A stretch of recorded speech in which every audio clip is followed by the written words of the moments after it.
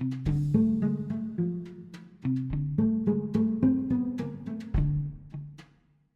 received a call from John and Marcus regarding a vision Maria had that paired Dubrow's cafeteria with an old metal disintegrating gate that had been there for quite a few decades, from what she described.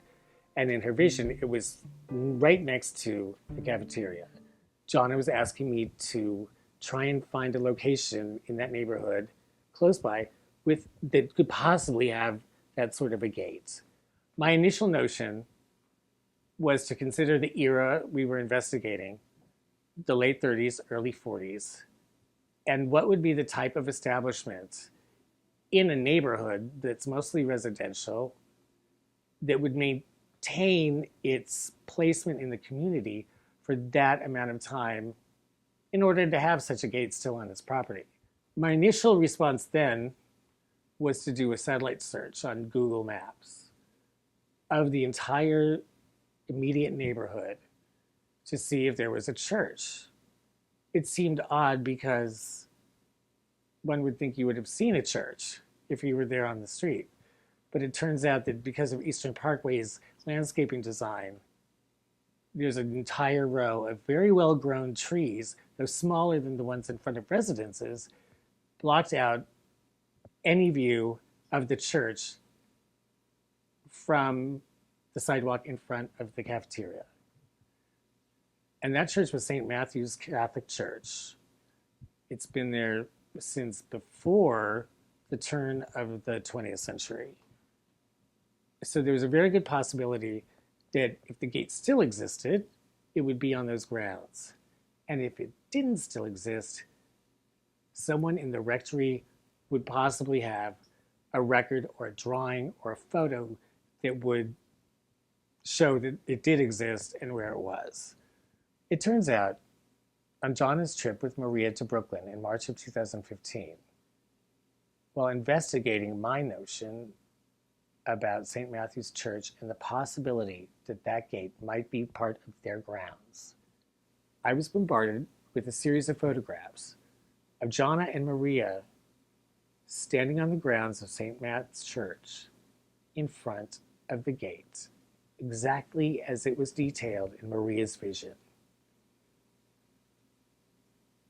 The excitement the photos just kept coming. It was crazy. I was excited. They were just like, oh, we got the gate, we got the gate, which seems really silly, but when it's something that old and you don't even know if it still exists, or even if your notions are right, that all of these influences, Maria's and Jonna's information and my instinct, when they come together and they bring up a result that's exact, it's pretty cool. It makes you feel like you're doing the right thing for the right reason.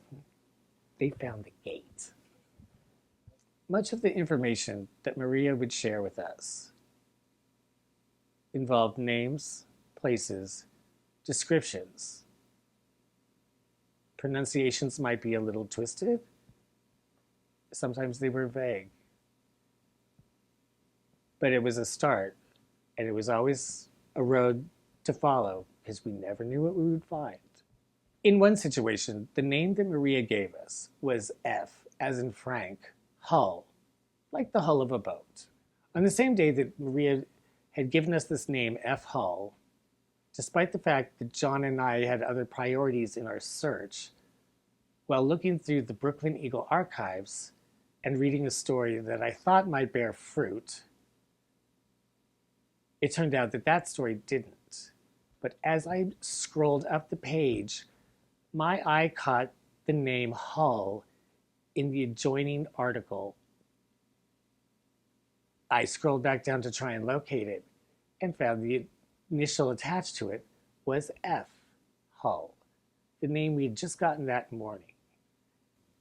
Frankie had previously told Maria that we might need to change our perception. In that moment, when I scrolled back down and found the name F. Hull, I realized his words were much wiser than we expected. It turns out that F. Hull was a very important figure in a very important murder trial that was part of the larger story of Abe. From that moment on, John and I challenged each other at every stop, at every newfound clue or possible result. Have you changed your perception? Have we looked at this from every possible angle, or 2 or 3 angles, to get the most out of it? Without those words from Frankie, we wouldn't have gotten this far. And the whole situation was just the first example. My best results in doing research for this project has been much in the way Maria channels spirits, channeling the notions of the era that we're researching, approaching a search or the terms from the point of view of somebody living in that time, based on social mores, cultural habits, etc., etc. You have to change your perception a lot sometimes to think that way. And when Frankie told Maria that we needed to change our perception, that only cemented the way I was approaching the searches as being the right way to do it. And the results, in many cases, have been astounding, and in few cases, mind-blowing. Working on this project, helping John research her family's history, with the incredible aid of Maria's messages and signs, has really been fulfilling in a way I would have never imagined. There's excitement and intrigue, and we all love that, but you're getting to the bottom of things that no one thought anyone would get to the bottom of. And even if we're not quite at the bottom, we're really close, and it feels like accomplishing a great deal, not only for a family, but for the possibility of doing some very fine men's life stories justice, as well as maybe even getting them justice. And it's kind of life-changing. For me, it is. It's rewarding beyond definition. The fact that there's a possibility that the research we're doing on this project might open up a greater truth in the history of New York crime, especially during that era, is incredible. We already know that there's so many powerful people that kept this quiet. And the fact that we might be able to eventually go, look, is kind of,